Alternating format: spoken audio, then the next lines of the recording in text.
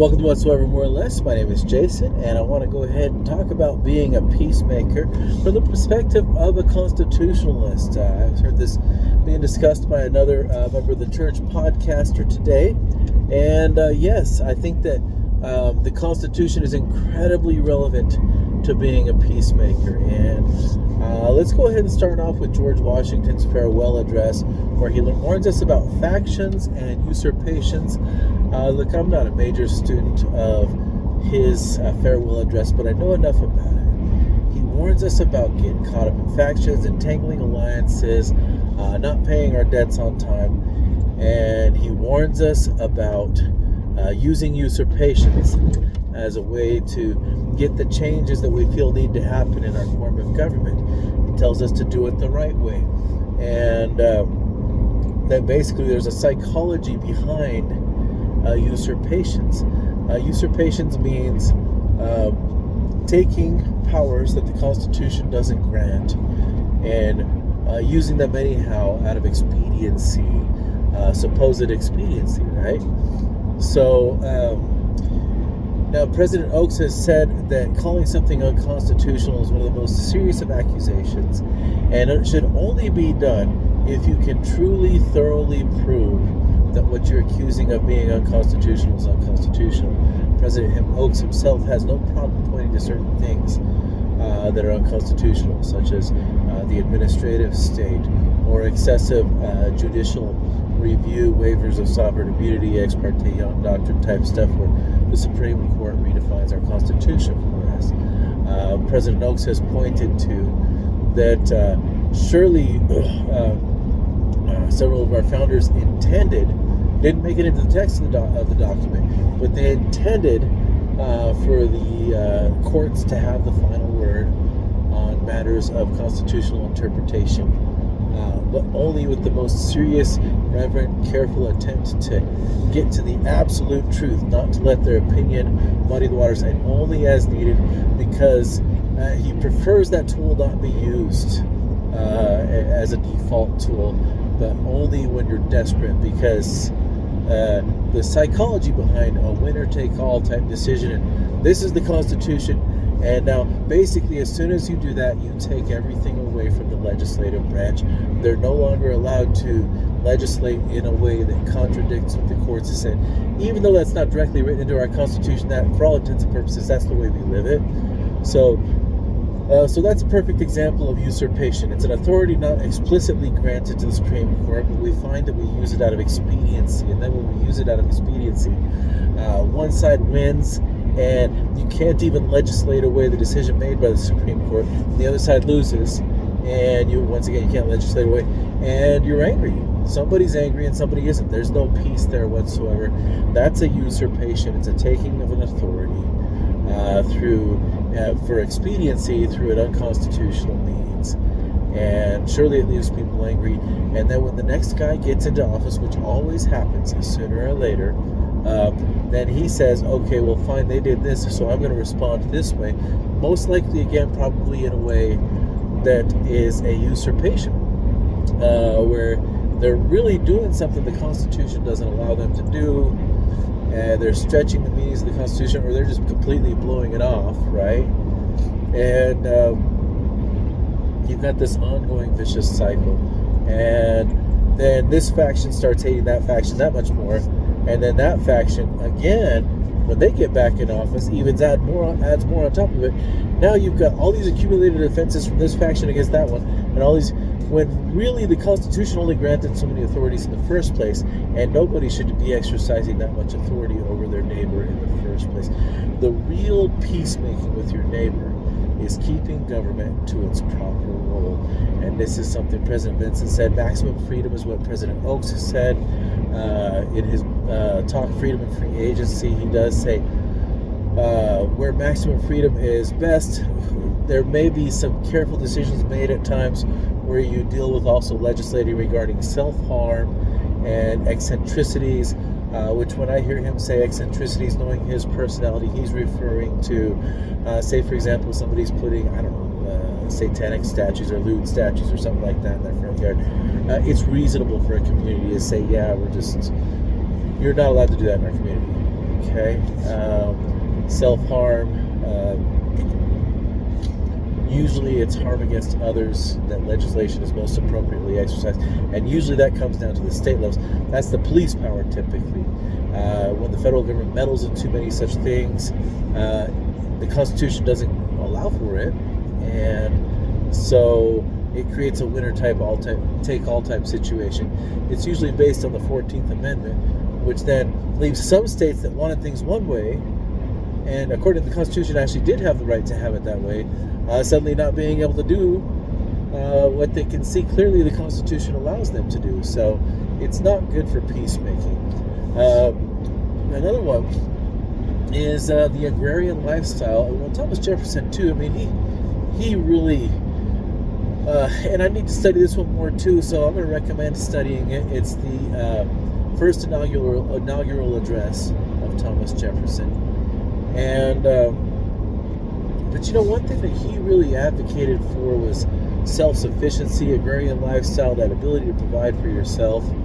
I've heard Brigham Young argued for the same thing.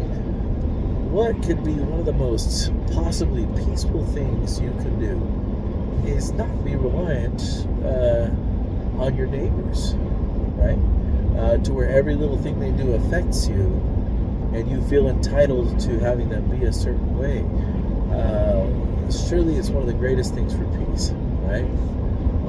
Another one that occurred to me. This is probably, so I like President Oak's University of Virginia talk going forward with non-discrimination and peace or something. I can't remember what it's called, but anyhow, it's a really nice talk, very thoughtful regarding especially judicial review, especially regarding moderation. This is an important thing for President Oakes. His talk also, fundamentals of our constitutions. Very clear talk, one of his most clear talks, because he gave it at a Utah event at the Tabernacle. It wasn't a church event, but a lot of members of the church, and he really spoke super clearly to the state that he had formerly represented in their Supreme Court about priorities regarding don't abuse having the courts constantly redefine the Constitution for you. The overwhelming majority of what's being done should be done through the legislative process. The technocratic process, he doesn't embrace that at all. If we, so I'm going to recommend that talk. It's called Fundamentals of Our Constitutions by Dallin H. Oakes. I haven't found a YouTube video of it that I can think of, but it's on the church website. Great talk. These are peacemaking concepts. History doesn't happen in a vacuum, as David McCullough says. If a government does bad things to people, there's somebody who's being employed by that government and going along with it and helping out and doing it. There's somebody else who's being indifferent and just allowing it to happen. There's somebody else who doesn't like it, but they need the job, so they go and work for it anyhow, right? We don't need to be the next Revolutionary War type of group of people. But even that, you know, President Thomas Jefferson wrote into it, prudence would indeed dictate that governments long established should not be overthrown for light and transient causes. This would be paraphrasing. But when a long train of abuses and usurpations happens, right, then that's when you deal with it. But ideally, we have a state of peace. Apparently, those men who fought that Revolutionary War, as Wilford Woodruff said, were the best of men the God of heaven could find on the earth. And he met them personally. When he was the president of the St. George Temple, they demanded that their work be done for them, that they had done exactly what God wanted them to do. But there's no indication that we're supposed to repeat that kind of thing. Although President Benson said he's absolutely opposed to the undoing of the Second Amendment, anything like that. You know, a lot of times when people refer to their guns as a peacemaker, right? How peaceful is it? I live in a place where everybody owns a gun. I'm 100% sure. I get along with them great. I don't want to mess with them. They don't want to mess with me. But it's besides that. It's not just a scared thing. It's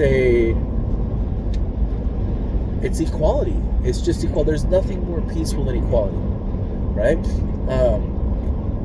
So my thoughts are, How can we have peace? Okay, so I'm going to talk about presidential campaigns. I heard a presidential campaign where they're talking about, in the debates for the vice president, something like child care services or something like that. I'm like, this is so not even consistent with anything in Article 1, Section 8 of the Constitution. It is totally not allowed for them to even have anything to do with this whatsoever. President Benson warned us about ever letting federal dollars be given to states with strings attached, right? As a way of working around the fact that the federal government doesn't have the power, say, for example, to influence education or police work or this or that. But the federal government then instead gives tax dollars and then pressures the states, do things this way, otherwise we won't give you, dollars for this, for your police work here, these kind of dollars for your education. It's not their job. It's not the proper role in the first place. And so unavoidably you end up with these centralized controls anyhow. And then people who are reading the Constitution are going out of their mind. People who are thoroughly knowledgeable of it. I've gotten over the going out of my mind thing, but it's really hard. It's really hard because when you know exactly what the Constitution says and you know it thoroughly and you see what they're doing, you're like, you guys know dang well that what you're doing isn't allowed in the Constitution anyhow, but you're coming up with your workarounds. And it's not peaceful. There's nothing peaceful about it. And if we vote for people who are doing that, well, Doctrine Covenants says quite clearly that we're held accountable for our actions in relationship to government. The only way we can exercise faith is to know the true character of God and to know that He exists, to know His true character, and to know that we're living our lives in accordance with His will in a way that is pleasing unto Him. If He has said again and again that we should not be voting for redistribution of wealth programs, that we should not be voting for anything that resembles socialism, that we should know the Constitution and prevent its violations in peaceful manners, moderating, what have you, and yet we ignore it. Either out of ignorance we vote for unconstitutional provisions or people who support those, or we just might want to be careful. How can you have a heart at peace with your neighbor when you know dang well that you're voting for and encouraging and hoping for more violations to the Constitution or people who are pushing for those things? I don't care if you say I'm doing it for the sake of peace and love of my fellow men. There's nothing peaceful about being the one that bends the rules because you think your cause is better than everybody else's cause. Probably one of the most peaceful things you can do is admit that you don't know everything, they don't know everything. Let's keep government powers where they belong and keep them to their proper place. And that can literally be one of the most peaceful things we can ever do. So, if we're going to change it the right way. Anyhow, again, some things I recommend. George Washington's farewell address, Thomas Jefferson's inaugural address, and Dallin H. Oaks' Fundamentals of Our Constitutions, which you can find on the church website for sure. It was given in 2010, 2011, something like that, at the Salt Lake Tabernacle.